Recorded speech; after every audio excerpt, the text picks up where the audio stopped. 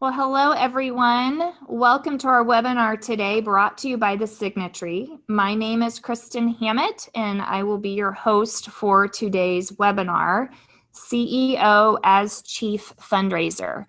You will notice when you are looking at your screen, we have posted a poll, and we would just invite you to engage with us. Helps us understand better not only who's on the call, but what your involvement looks like, how involved the CEO and the board are relative to your development and fundraising efforts. Before we jump into the topic of today's leadership in fundraising, I want to give you an idea of where we are headed this year with the Signatory Ministry Services. First of all, happy 2019. I hope your year-end giving was successful and you are off to a good start in January.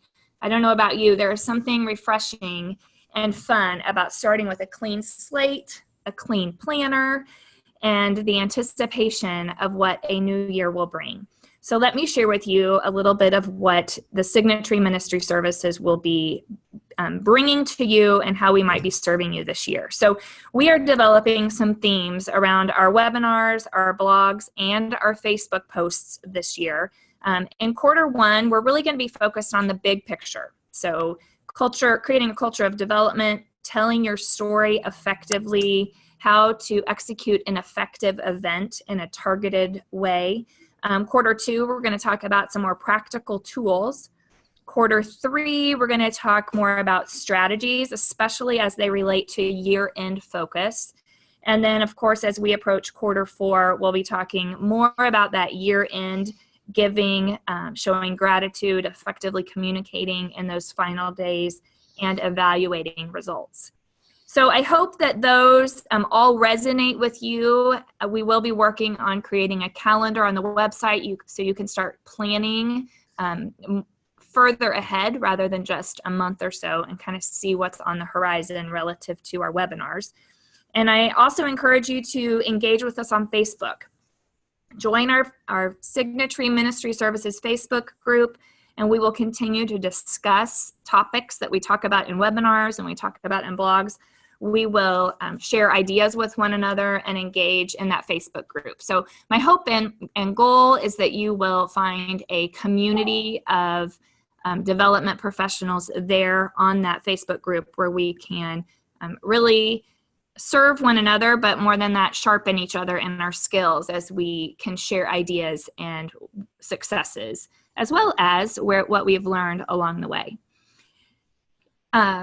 One other, reminder for you is to continue to look at our website. Make sure you've signed on for our newsletters. Look under that Who We Serve tab and scroll down to Ministries. That's where you will find the resources and tools that we offer. As you know, and you've heard me say before, the Signatory Ministry Services is here to equip you in your development efforts and partner with you in major gift development. As you develop your donor relationships, you can view us as a key resource for training, community, and partnership. So now, this topic today, fundraising and leadership. What role does the CEO play, and how does the CEO or executive director interact with the development team? How do you engage board members in development efforts? Well, we are privileged to have Curtis Hale joining us today. As an expert in many fields, his career spans over 40 years of senior leadership as managing partner of a regional CPA firm, then president and CEO of a global missions and media organization, E3 Partners, and the I Am Second movement. And then today, he continues to serve major and emerging ministries as consultant to senior leaders and their teams. He has quite a breadth of experience.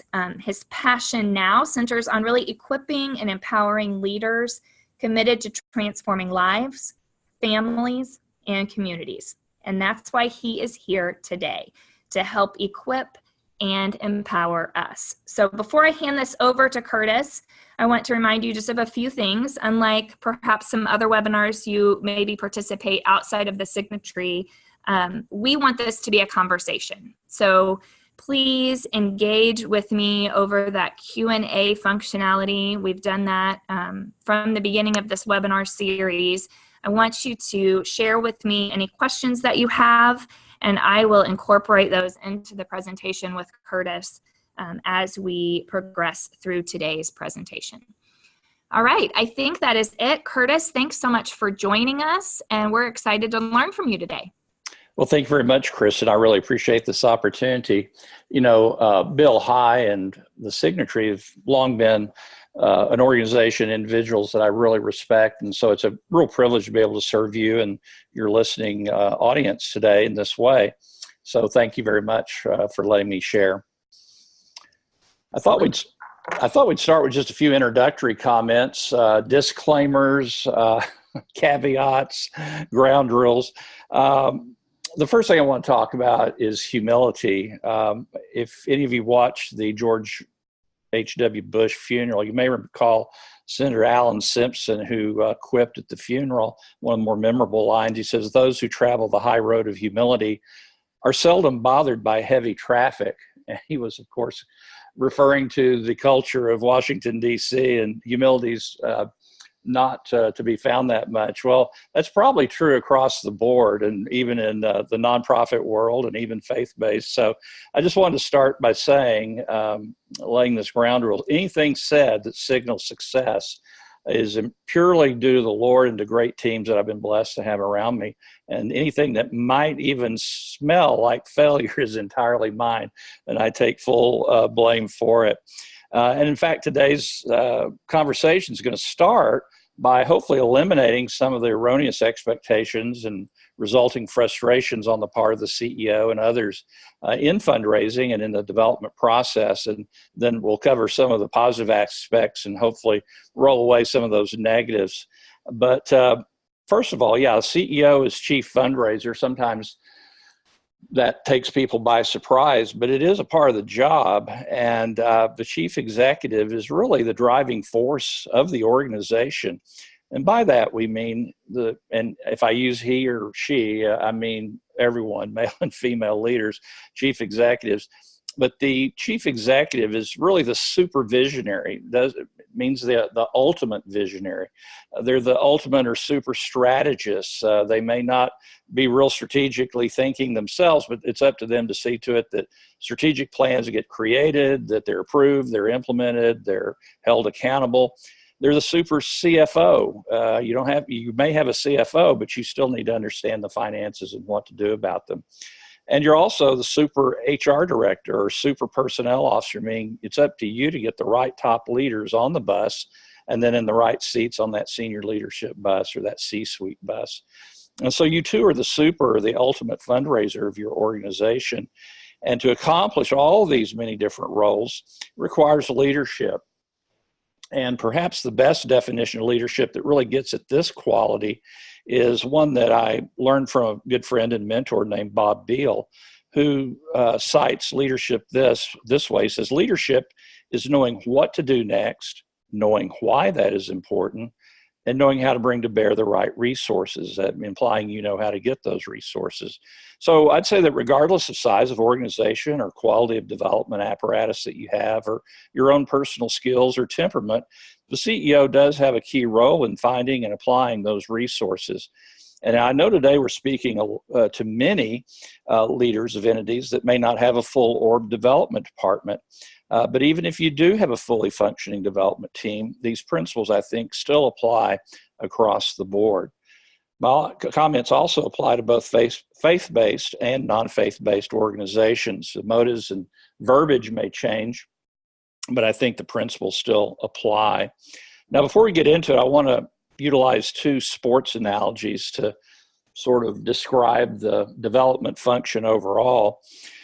And that is, number one, it's a full body contact sport, meaning it's a function that's demanding of your time, your energy, your emotions, your faith, your social skills, your wisdom, your common sense, your confidence, and your humility. I will keep emphasizing humility because fundraising is also a team sport. You may be a key player, but you're but one of several key players, and it's your job to do your best and to get the best out of others on that team, which really leads to today's 3-point topics, and that is your relationship with the donors, your relationship with the development team and development officers, and with your board. So that's a little bit of backdrop as to how I view the CEO's role overall, and then particularly as it applies to development.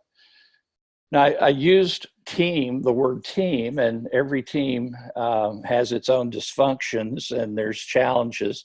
And so we're going to talk just a little bit up front about what some of the challenges are. They really revolve around common unrealistic expectations that different members of this team hold. Now, the board members or board chair, they have expectations, and basically you could sum it up, just do it, just go raise the money. The CEO has expectations, which really could be boiled down to, hey, just help me.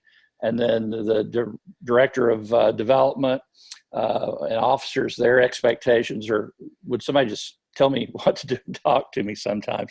But just going into a little more detail, I have literally seen, heard, experienced, or even thought myself some of these things as a board member, as a CEO, and as someone responsible for raising gifts. But board chairman, board members sometimes think, hey, that new CDO or gift officer just needs to take the bull by the horns and start calling people. Just get out there and pick up some checks. I have literally heard that. And of course, you know, the CEO and gift officers are sitting there thinking, yeah, that's not quite that easy. And then they may be thinking the CEO needs to set monthly development goals and hold all the staff accountable, because after all, that's what I do in my business. Well, there's some principles that do carry over there, but then again, selling widgets and raising dollars are two distinct things. So there's a myriad of ways that the board has different expectations than maybe the CEO and the staff. Now, the CEO's sitting there, and I can really speak to this one, and he may be thinking, or she may be thinking, hey, I thought the board was going to help me do fundraising, or I thought the new CDO or the new gifts officer would bring some contacts with them, but they just want to use my top 50 list. I could have done that myself.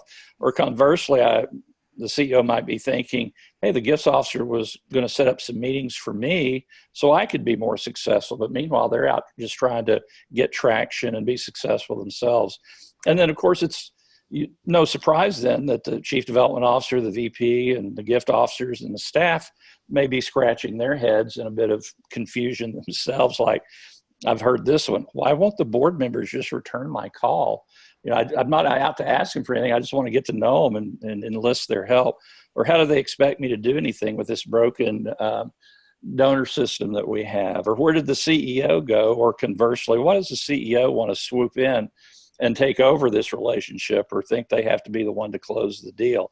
So this is just the tip of the iceberg of some of the issues that can arise and development staff. There's a lot of I thought and I think with very little real communication taking place, which results in confusion all the way around, especially among the staff. So that's kind of the, if you will, the negative backdrop before we get into the positives of how to solve some of that and avoid some of that. This might be a good time to jump in and ask any questions. Absolutely. So one thing I just wanted to circle back, Curtis, you talked about the team sport or the team analogy. And I think you and I talked earlier this week, you know, the Signatory headquarters is located in Kansas City. So those of you who are not football fans or in Kansas City, I need to put a disclaimer out there that the city is pretty excited about our Kansas City Chiefs right now. But it struck me, being a football fan and watching the game on Saturday, how, you know, Patrick Mahomes, who is our quarterback and kind of the golden boy in Kansas City right now, you know, he has broken records for touchdown passes and is a really a leader on the team. But that game plan did not work on Saturday. He didn't throw a single touchdown pass. Now, he ran for one, and our running game played a different role, and our defense played a different role maybe than they have throughout the season. So I think it's important. I think this analogy is a great one. And what it also outlines is we can go in to a situation, or as a different players involved in our leadership team with a game plan, but we have to have some flexibility in what that's going to look like. We have to adjust. So we have to have really good communication. All of these dysfunctions really have a lot to do with effective communication. So as we move forward, Curtis, what would you say are healthy expectations, healthy relationships? How do we move forward as a team in an effective way?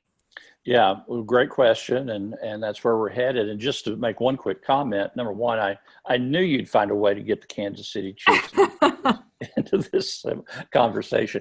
But number two, you're absolutely right. Week to week, the game plan changes, and it features different members of the team who are going to play different roles. And then once you get in a game, things change, and you have to adapt your game plan even there. So you're absolutely right. Flexibility is a key concept to always keep in mind here. So moving on to answer your question, what are some healthy expectations? What are some healthy ways to go about our role and our relationships within the CEO role in the area of development?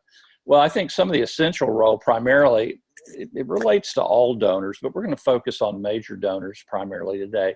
And so the CEO has an essential role, particularly with major donors. And the reason for that is, number one, it has to do with trust. All donors, modest or major donors, they need to trust the organization, which means they're trusting in someone or in some person. It may start with knowing, liking, and trusting a gifts officer or other staff member, but ultimately, that major donor is going to need to trust the CEO. And the greater the dollar amount being talked about, being requested, obviously, the greater the level of trust that's going to be required. And then access is important. The higher you go into the ranks of major and mega donors, then access becomes an issue with those people. Those donors typically, not always, but typically, they desire to have access to the senior most leader, the CEO. Now, sometimes that gets just sort of poo-pooed or waved off. Well, they just have an ego problem. Well, it could be due to an emotional need they might have, but even if it is, this may be a really good opportunity for you to positively impact them, not judge or change them, but to really speak to where they are. And as that driving force that we mentioned before, as the CEO, you really want a two-way street. You want access to them too, because that's going to be your primary way in which they're going to grow in their understanding of the organization and grow in their passion for the cause that you're representing. And then, of course, using the word trust again, this is a key way. This access is a key way that they'll gain trust in you and in your organization. So access is very important. They also are going to see you probably as a CEO or any of the major leaders at the C level particularly. They're going to see you and view you as a peer. And they're going to be comfortable with the person that they perceive as a peer. And that's not a negative reflection on any other members of the team. It's just recognizing human nature.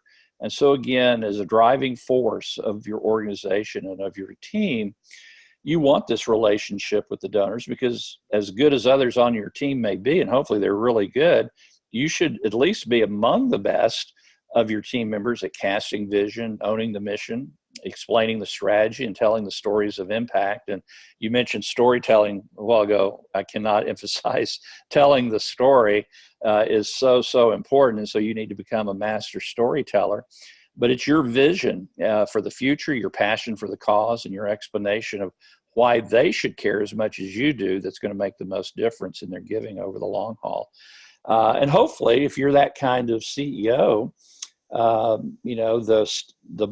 the board's going to want to refer referrals to you, and you can muster most everything else, but you're going to need help generating sufficient new prospects, and hopefully the board will help you in that. We'll talk about it more later. And then the staff, hopefully, they're going to respect you and your unique role as CEO.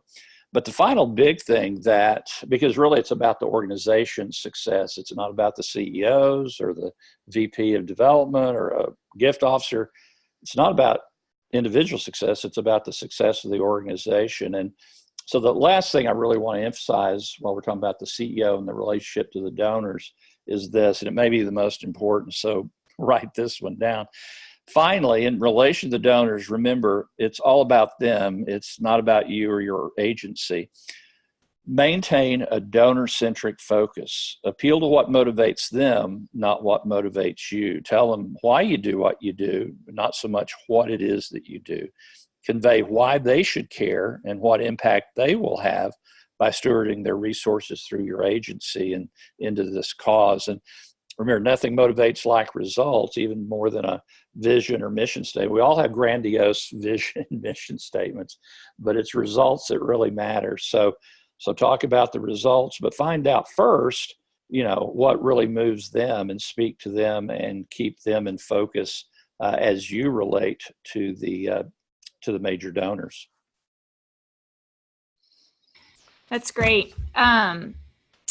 So, the donor-centric piece, Curtis, I think is really critical for all of us. CEOs may not be as familiar with this concept as our development audience, and that is, it's so critical, especially in relating to major donors, that you take a moment to understand their story, ask them questions, and listen. I know as a development officer, I was always so intent in getting my message across and telling my story that I forgot to oftentimes do anything other than how are you, how is your family, and move right on.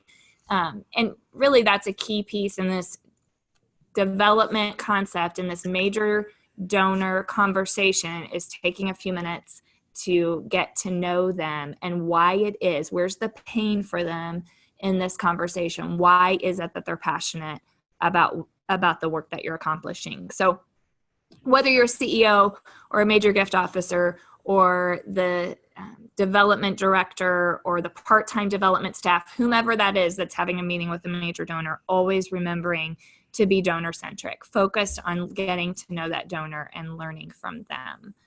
And I think that's an important principle across the board in every discipline, development or otherwise, and at every level of donor, to listen to them.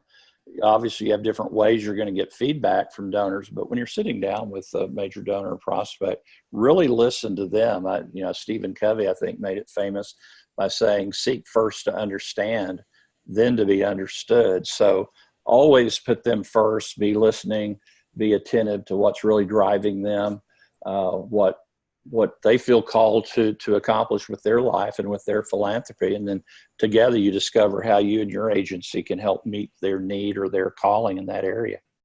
Very good. Hey, there's a couple questions here that have come across, Curtis. I want to take a pause. They may not fit best right here, but I want to make sure that we're engaging them as we progress, as they might lead to additional questions. So the first question was, how many gift officers sit on the board of directors?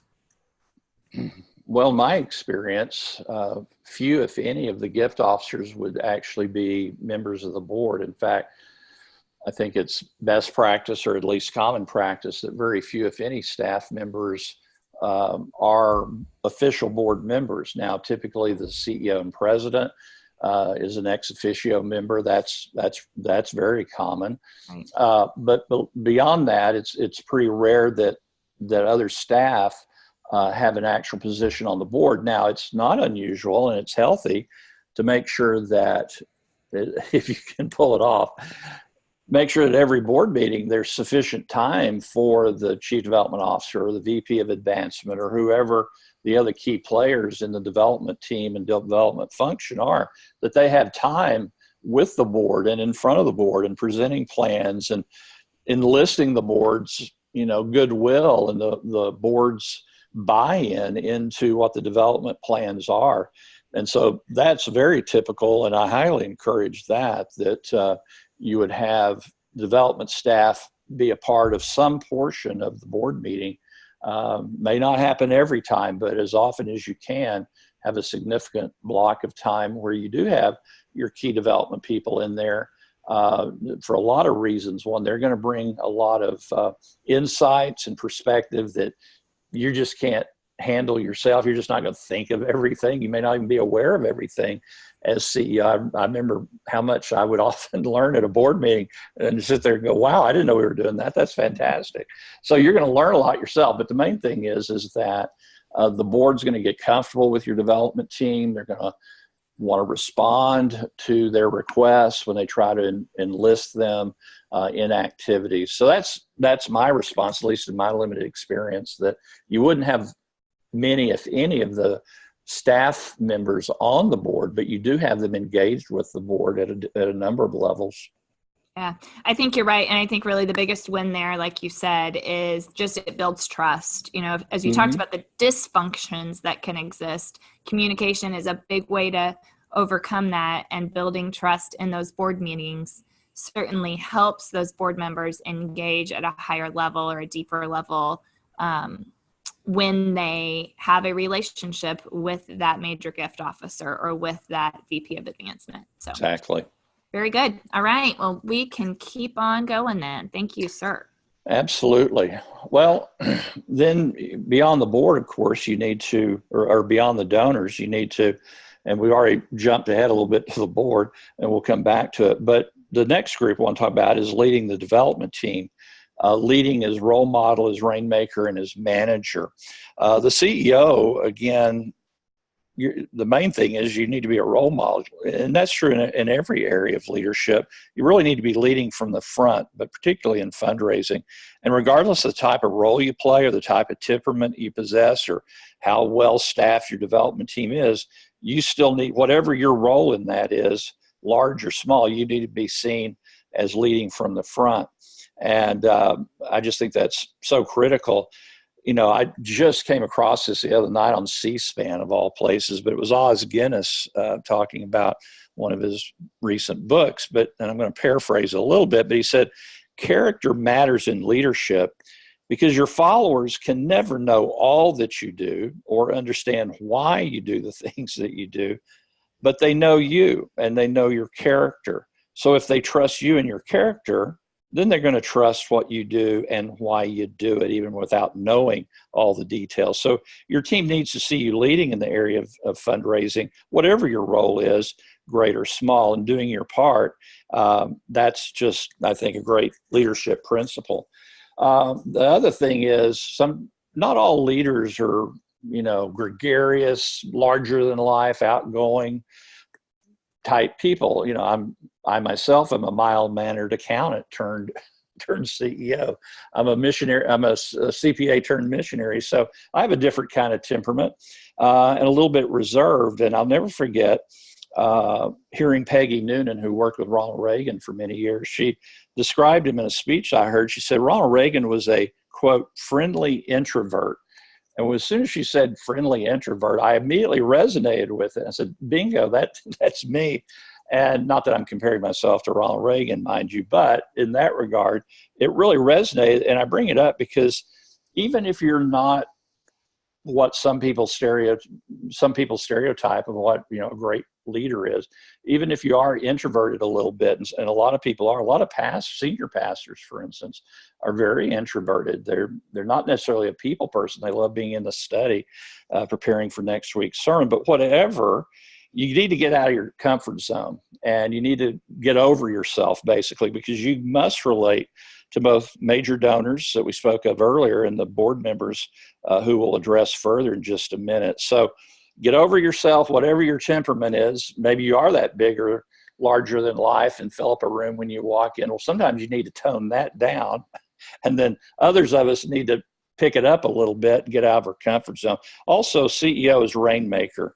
Hopefully you have other rainmakers on your team, and hopefully you have some that are even better than you. But regardless, you have a role in helping make it rain, whether you're the rainmaker or someone else is. And so you have a very important role in that regard. I had a season in my leadership journey where I had a tremendous vice president who was just an incredible rainmaker. I mean, everybody loves Nathan. Everybody just adores him, and very, very successful.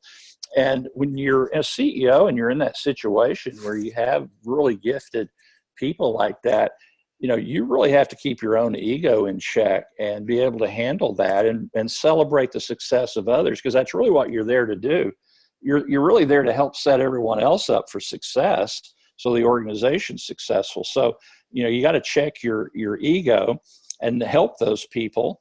And but in that relationship, of course, there's got to be mutual respect and mutual trust that works both ways.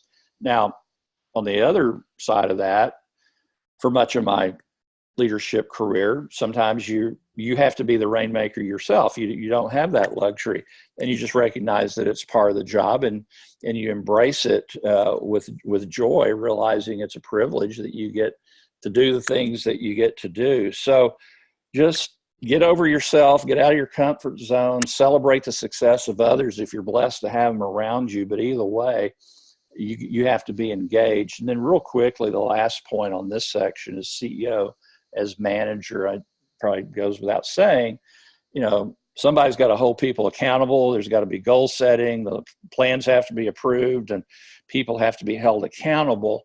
The main point, that's all really obvious. The main point here is tying it into the other points above, and that is all that's going to go so much better for you as you hold other people accountable and fulfill your role as manager, so the super manager, again, if you will, if it's based on integrity, if it's based on the fact they see you leading from the front in these areas. So that's just a few key points I think are important to bear in mind as CEO as you relate to your development team.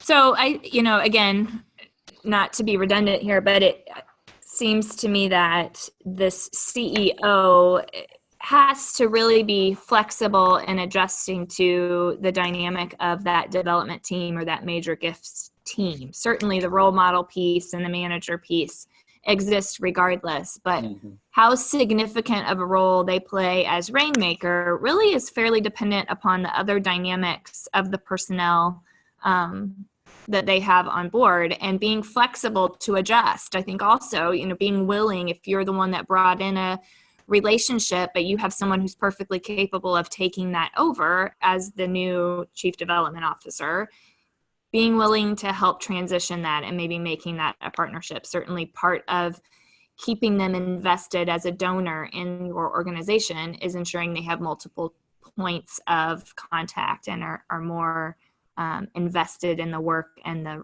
relationship than just one point of contact. Yeah, that's absolutely right. And I think it's probably deserves to depart from the script here just a little bit and camp on that point, using the team analogy again. And that is that, yes, circumstances change from season to season where you have others around you that can do things. And then there's seasons where you have to pick up the slack or those sorts of, and then, donor to donor, individual to individual, you have to adapt. And, maybe there's someone in the organization on your team who has such a relationship. You really don't want to mookie with that very much, but you need to be engaged with that donor nonetheless at some level. But this is an area I really have seen, issues over the years is within a development team, and this is where I'm getting off script just a little bit, but I think it's worth it. And that is that you really do have to see things as a team and approach it as a team member and be a team player, and keep in mind, it's the overall success of the organization, the team and the organization that's paramount. And don't worry about who gets credit. Now, I know sometimes bonuses and what have you may be in the balance, but over the long haul, if you just focus on ministering to that donor, their need, and serving them, and working as a team, and checking your own ego, and letting other people succeed, and celebrating that, and then working together, and not being scared. Let's say you're a gift officer, not being loath to inviting the CEO into a relationship. Sometimes staff, and I've been there, you want this relationship, you want to hold it kind of close to the vest, and you just got to let these things go if you're really going to be successful, and if the organization's going to be successful. Yeah, that's great.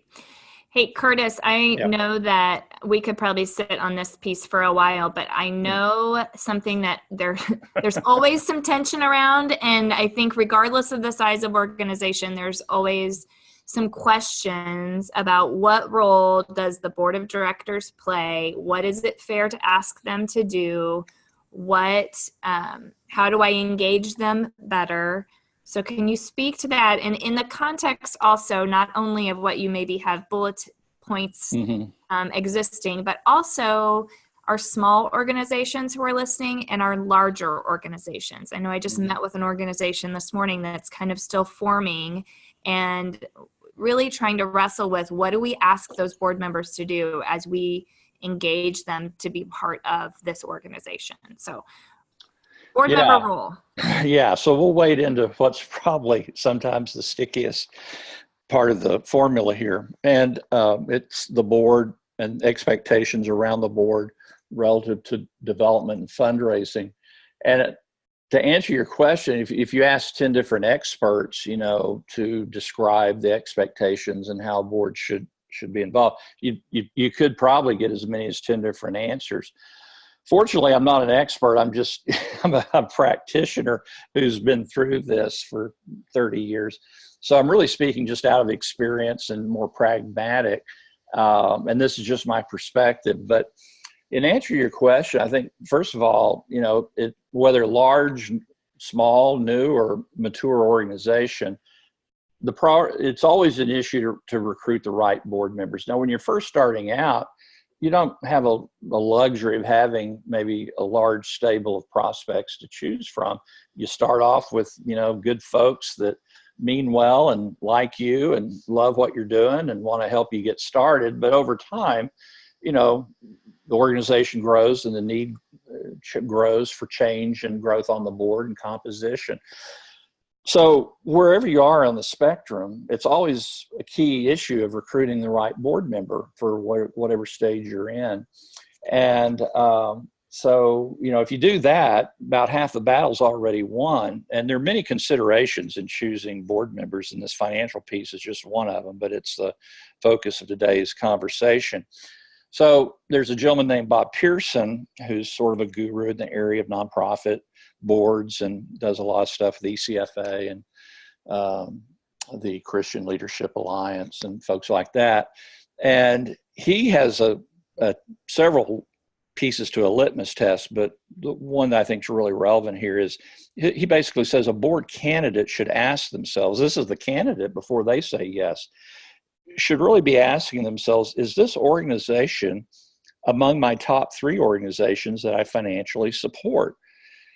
And if so, that probably indicates that that person has sufficient passion and interest for this agency to be on their board. If you're not a priority, if your organization is not a priority with this person, you're probably better off for them just to stay, a really good fan of your organization, to be a good volunteer and to cheer you on without getting on the board of directors, because you only have so many seats, and a board seat is a very valuable and important piece of real estate. And so you need to be very thoughtful about who you invite, and they need to be thoughtful about whether they're going to accept or not. And I think really important in Bob Pearson's litmus test here is to note that it's not really about the dollar amount that's at issue. Well, how much should a board member give? Well, it's not so much about the amount. It's much more about the priority. It's whether or not your agency is a top priority of the board, of this board prospect. Now, I might expand it to maybe, are you in their top 5 or 6 or so? Because the kind of people you want on your board are significant people of influence who are likely engaged with and supportive of a number of agencies. But you want people who certainly have placed a high priority on your organization. If you're number 11 out of their top 10, it's probably not a good fit for them to be on your board. But if you're in their top 5, 6 or so, then I think they'd make a great candidate. And remember, there's no test of priority that's quite as accurate as where they give their money, because we know that where your money is, so is your heart also. So you want people with a lot of heart for your organization and for its cause. So picking the right board members up front's a big part. But okay, so let's say you've got a board, and we all do, no matter how they got there, no matter how well it was done, you've got a board. So you got to adjust your expectations to the different kinds of boards, the composition, the kind of people that you have at different seasons on your board. And I would just say, again, in an ideal world, your board's very engaged in fundraising, very engaged in development. You've got a development subcommittee, and all those things are hitting on all eight. But then there's the real world where all those things probably aren't hitting on all eight. And so you have to adjust your expectations. And sometimes you have to adjust them down a little bit, because we all want board members who are helpful in fundraising, and sometimes they are, and sometimes they're not. Typically, they're probably not as helpful as you'd like them to be. And so I'd say don't expect in any circumstance to really expect your board to, quote unquote, go raise money for you. Don't expect them to be fundraisers themselves. You do want to be a part of the process. And so what I think you can encourage board members to be, if not a fundraiser, that is to be a friend raiser, to help you raise friends. Expect them to introduce you, to use their sphere of influence to connect you to people for you to cultivate. Good friend and mentor Bob Beal, again, I'll probably quote him several times, but he says, he coaches us to say to a board member, to say, hey, I do not expect you to go ask your friends for money. What I am asking is for you to simply introduce me to your friends, and then allow me to make them my friends. And then, you know what, in time, then I'll ask my friends for money. So I don't want you to go ask your friends for money. That's not what I'm asking. I just want you to introduce me to people so I can make new friends. And down the road, when the time's right, I'll ask my friends for money. So I think that's kind of a healthy way to view it, and takes a little bit of the tension and pressure out of things. Is just look at the board as your super friend raiser allies, and the more they're involved in development, fundraising, great, but just keep your expectations in check. And then along with that, I think it's important, there are things you can ask them to do besides friend raising that I think are helpful. And one is engaging them in the stewardship function.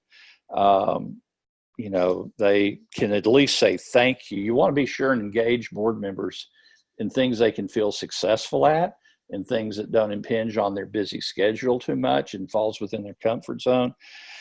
And I think getting them involved in saying thank you to major donors when certain major gifts come in is one of the things that they can do. They may not be comfortable asking for money, but surely they can help you say thank you for those gifts. And, now don't ask them to do this every week and take time out of their schedule. But that's one thing you could do. Another is, rather than sitting around getting frustrated, waiting for a board member to invite you to go on a development call and go meet somebody, invite board members occasionally to go with you on cultivation meetings where you're meeting with donors or prospects, and even some solicitation visits where you're going to ask. I would recommend invite them to go with you when you're pretty sure, have a high level of confidence of success, because again, you want to breed success and not failure. But invite them to go along with you, because they're going to learn from you how it's done, and they're going to grow in their confidence and comfort of doing more of it themselves if you take them along, rather than just sitting around waiting for busy board members who have their own life, have their own companies, have their own businesses and families. Don't wait for them to take you somewhere. You invite them to go somewhere. And then as it relates to events, you mentioned events are one of the things we're going to cover later this quarter. Before you necessarily ask them to host an event or fill a whole table, just get them to bring one or two couples to an event. Just start small. Basically, just take baby steps and start with your board members where they are, help them build confidence, help them experience success, and just grow them that way. And I think really the main thing, and this is true in all these areas that we're talking about, but keep the end game in mind. And the end game is to offer world-class philanthropic opportunities to friends. By friends, I mean people with whom you have a good relationship personally or organizationally. And so see your board as a resource to find and cultivate new friends who may share your vision and passion for a cause like yours. So I think that's the healthiest way to maintain expectations and keep good relationships and really engage them in effective ways. And then, you know what, if they take off and they're more helpful in fundraising, then praise the Lord, and, you know, may God increase their tribe. Hey, Curtis, I want to touch on what you talked about inviting a board member with you on a cultivation meeting. And I think that's really a great point for you, regardless if you're a CEO or a development director and listening today. I think there are two big wins out of something like that, certainly, especially if it's a successful call. But one, it really helps the board member gain trust in you and how you are building relationships with that donor pool. So that, as that confidence and that trust in you as the development professional or you as the CEO grows, they will be more likely to share names of friends and do some referrals of other potential donors that may be within their circle of influence. So I think that's really a critical piece. And the second one that you did allude to is that it will build their confidence and how they can handle this. And maybe they can take the lead on one of their referral, references that they make, that you guys can go on a joint call and they can take the lead on some of those aspects. So I think that really is a win-win situation, and honestly something that I never really did as a development director, but I think could be really a great way to open up that conversation with a board member and show them the opportunity and really equip them at the same time to be successful. Yeah, that's absolutely right. And as I think about it and listen to your two comments, your two wins, it made me think of a third win. It's a win-win-win in the fact that it's the issue of credibility. It's just like when a gift officer brings in the CEO. Well, let's bring a little more credibility. Let's bring a little higher level vision and a different way of presenting the organization. It adds weight, it adds gravity, it adds credibility. Well, the same is true when you as a CEO or a gift officer bring a board member along. Now, talking about respecting someone as a peer, a major donor or prospect sitting there at lunch is really going to identify a whole lot more even with that board member who is more than likely a major donor as well, and a fellow business person or professional or whatever it is. So they're really going to relate to that board member in ways they're not even going to relate to you. And if that board member is vouching for the credibility and the results of this organization and explains why they're involved, then that's a real win-win-win in that situation. So Good point. Well done. Yeah, that's a great addition. So here's one thing, again, kind of off script, like we've done a couple of times already, but I want to ask relative to a small organization. So I know that there are folks that are listening today that have very skeletal type organization from a employment perspective. So they may have several volunteers, but they have 3 or 4 on full-time staff, maybe not even full-time staff. So I want to ensure that we also meet them where they are and address how do they involve their board when, quite frankly, they depend on them at a little bit higher level. So this might be more of a working board. How do they equip that board or communicate expectations to that board relative to what they're going to need from a development support standpoint? Yeah, it's a great question. And I think a little of it goes back to something we could have covered under picking the right board. And that is, if the more clear that you explain what the board expectations are and explain a bit of the process and give a few examples of the kinds of things that you're going to be hoping and looking for in board members, then I think that helps you get the kind of board members you want. And then they come in knowing what the expectations are. And so it's a little bit easier than if you hit them cold after the fact. So I think good vetting and good training and good orientation before and as a new board member comes on really goes a long way in helping that. But yeah, I've been on a tremendous board for nearly 20 years now of an organization they have probably over 20 board members, which sounds like a lot, but they were really created to raise money as a board. I mean, that's really what they saw themselves primarily doing. And so that ethos is just carried over from generation to generation as I've observed board members come in. And so much of it has to do with culture. And I know that's one of the things you're going to talk about this quarter as well on these webinars. And so just creating that culture where it's not just expected, but everybody wants to be a part of the process, whether it's attending an event and bringing a few people or filling in a table or two. And so, but when you're starting out, that's very critical, as you say, and you're really dependent on them. So you just have to focus on doing the things that are most critical, that are the most direct, critical path to success.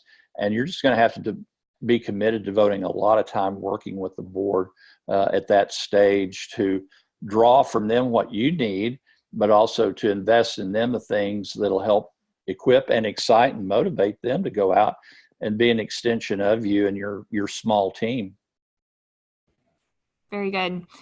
And I would just add on to that, those smaller organizations, when you have board members that have made the commitment to help lead your organization, they're passionate about the work that you are doing. So also just conveying to them the vision of having this be part of their conversation when they are in their communities, in their churches, in their circles of influence, at their workplaces, that they are free to have these conversations and engage interest relative to just the nature of the cause that you represent.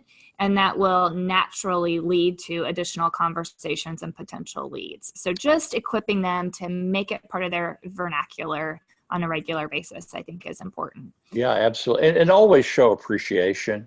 Most of them are donors. So don't give the idea that, you don't appreciate their own personal generosity by overly stressing this aspect of them helping you raise other dollars. Always be appreciative and make it very clear that you're very, very appreciative of them and all that they've already done. And just make it easy as possible for them to do more along the line of what you were saying. Good point. Yeah. Well, Curtis, I know that our time is drawing to a close. I want to, before we kind of summarize, I do want to throw out a couple of questions that we've received. The first one, and I know there's not a right or a wrong answer to this, but maybe your recommendation to an organization that has somewhere between, call it a $2 and a $5 million budget, or $3 and $5 million budget. Is there an answer to how large that development team should be? Do you have any thoughts there just initially? Yeah, I don't know that I have a rule of thumb about, like a formula as to what size it could be. I can almost guarantee you'll always wish it was bigger than what you can afford because there's so much more that needs to be done and only so much bandwidth. But, at that level, it's still going to fall heavily on the CEO and just a couple of key staff members. Once you get up around once you start approaching 10 million, I think, you're going to have the margin to be able to really be able to begin building out a much more fully orbed, fully well-developed fundraising apparatus once you get up to those kinds of numbers. But when you're still in the 3 to 5, it's still kind of a startup, and it's one of those scenarios where it's all hands on deck and everybody rolls up their sleeves and does what they have to do at times to get the job done. Yeah. So I don't want to lose any of you, because I know we also have folks that are a $3 million budget sounds like, wow, we've arrived when we get to that point. So know that there is really no clear-cut answer to this. We can even, I'm making a note now of maybe looking into equipping you all with some more information on what makes sense and how to structure a development team. You need to think about mid-level gift officer, a major donor gift officer, or major gift officer, your CEO still being a part of that team, and some administrative support. So hopefully that will help kind of that initial question about how do you develop a development team, but I will get some more resources in your hands on that one. Yeah. The other piece, and this really is even more detailed, and that is what kind of reporting tools should a CEO expect from their gift officers? Is there something that you've had experience with that was successful? And what kind of ongoing communication accountability system did you put in place? Yeah, that's, the accountability piece is always critical. And it's one of the hardest that there is, because as in everything, it's always too easy to confuse activity with effectiveness. And, you can stay busy and even list it and report it, but is it really critical? Does it lead to tangible results? And in this field, there's no tangible result that matters as much as dollars in the door. So whatever system you have, and it can be, anything from, the most rudimentary startup kind of reporting to very sophisticated reports coming out of a big system, Salesforce or Blackbaud or whatever you happen to have. The bottom line is you need to have reports that keep you abreast and as accurately and as timely as possible about, new donors, donor retention, dollars in, pledges made, pledge fulfillments, just those. I would identify about what you consider to be, say, the 7 most critical key indicators, key performance indicators in your development and in your organization, and just get you a dashboard, so to speak, and daily, weekly, monthly, have reports on at least the top 7 things that you've identified as being most critical to your success. And among those are some basic boilerplate things, like I mentioned, number of new donors, number of conversions, number of lapses, and then all the dollar amounts that go with it that you need to know on a timely basis.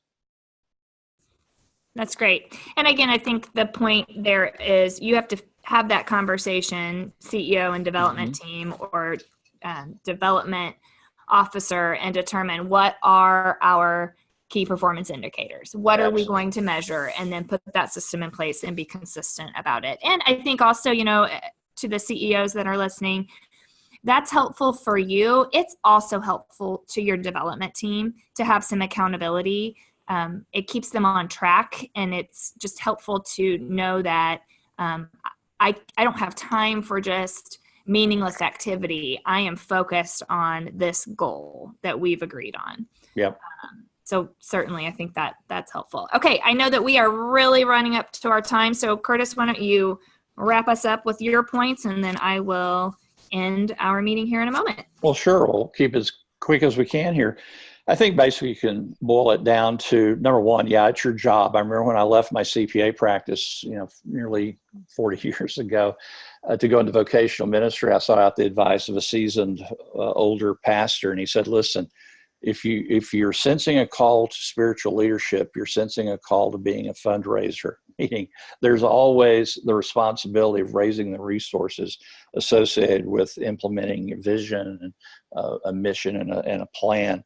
So it's a part of the job. But to summarize, I think being chief advocate is the real issue.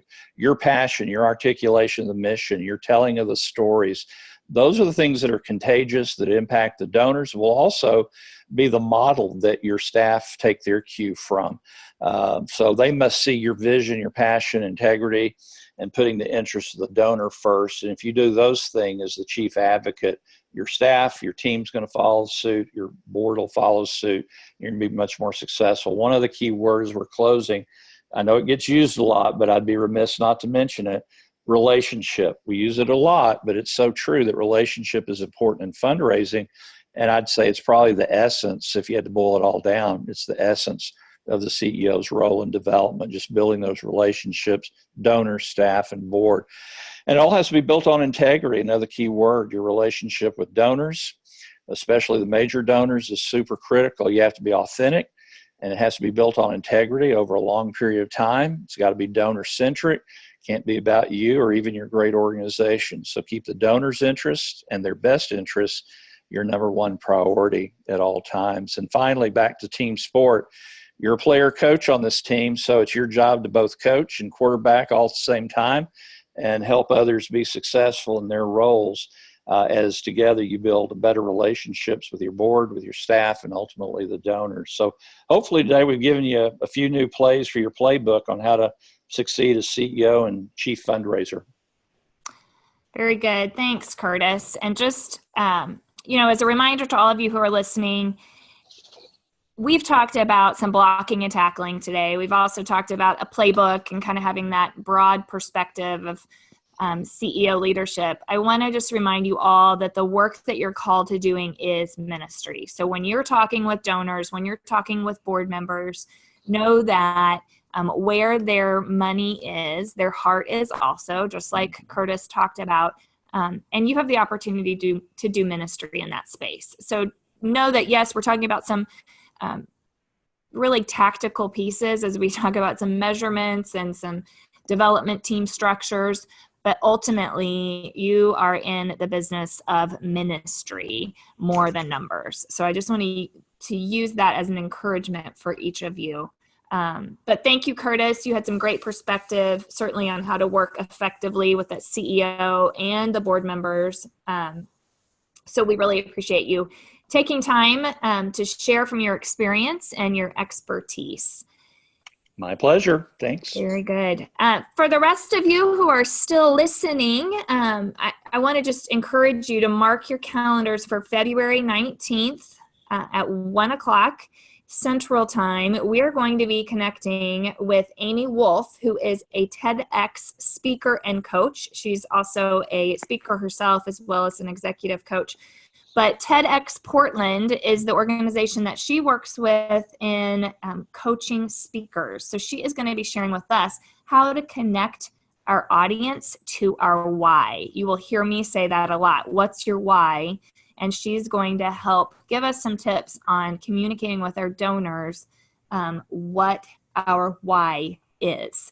So certainly mark your calendar, like I said, February 19th for that opportunity. So here's my encouragement as we all get on with the rest of our days. Think about what your key learning from this conversation was. What is your biggest opportunity? And I encourage you just to engage with your CEO on the next steps for you as an organization and as a development team, and perhaps as you approach your board. And always know that if I can be of help to you, don't ever hesitate to contact me. I want to help equip you in your development efforts and partner with you and see radical generosity impact your ministry. So be sure to check out our Facebook page and mark your calendar for February 19th.